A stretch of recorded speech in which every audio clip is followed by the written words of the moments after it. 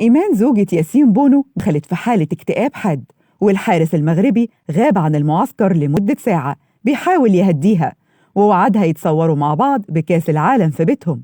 جات لها آلاف رسائل التنمر من بنات عرب على حسابها على الإنستجرام، وقفلت الرسائل والتعليقات ولسه بيطردوها على كل منصات السوشيال ميديا. ولما فاض بيها وجابت آخرها، نشرت الرسائل اللي كان نصها بيقول: انتي قبيحة وما تستحقيش زوج بوسامة ياسين، ولولاكي كان زمان ياسين حارس برشلونة أو مدريد مش إشبيلية. سمراء البشرة وقلب ياسين يستحق أوروبية شقرة. يبدو كده إن الكرة خبطت في عينه قبل جوازه منك فأثرت على بصره. وبالصدفة الحارس ياسين بونو مسك الموبايل علشان يشحن طاقته بالإشادات على مستواه على صفحات السوشيال ميديا، فقرأ بوست مراته واتأثر بشدة، وكلمها مكالمة طويلة جدا كسرت الساعة تقريبا علشان يعتذر لها إنه كان سبب موجة الهجوم الحاد والعدائي عليها، وطلب منها تقفل حساباتها على السوشيال ميديا وما تلتفتش لكلام الناس، وقال لها إنها أجمل نساء الأرض في عينه، وإنه لولاها ما كانش هيوصل لنص اللي حققه. وبدورها طلبت منه إيمان يركز في ماتشه اللي جاي ضد فرنسا، فقام ياسين وسعت منه شوية ووعدها يرجع لها بكاس العالم ويتصوروا بيه مع بعض في بيتهم، كيدا في كل المعجبات اللي عمتهم الغيرة.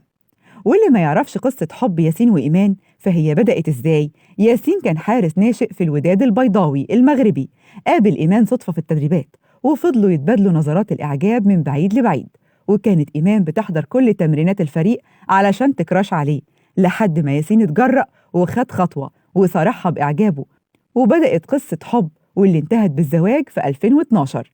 ياسين كان عنده 21 سنة وإيمان 20، ولما احترف بأتلتيكو مدريد سافرت معاه لإسبانيا وسابت أهلها ووطنها الأم، وفضلت مداومة على حضور كل تمرينة وماتش يلعب فيه، وأنجبت منه ابنهم الوحيد اللي اداله الدافع للنجاح.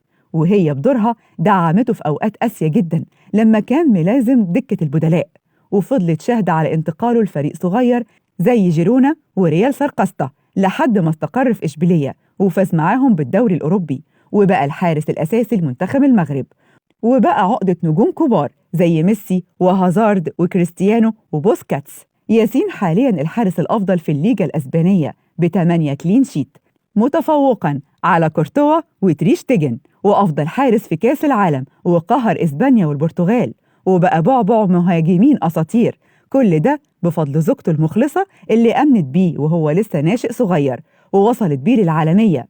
شكرا لكل إيمان بونو في حياتنا.